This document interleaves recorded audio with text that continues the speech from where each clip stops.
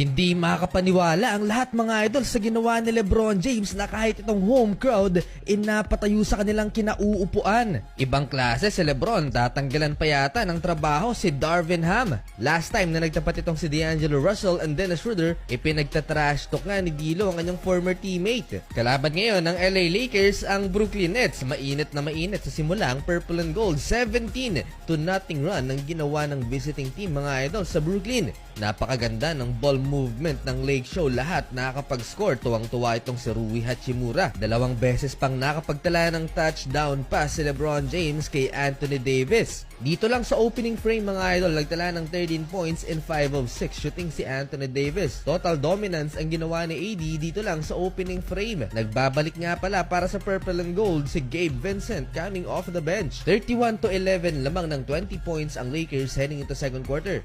Napa-take over si Lebron James sa second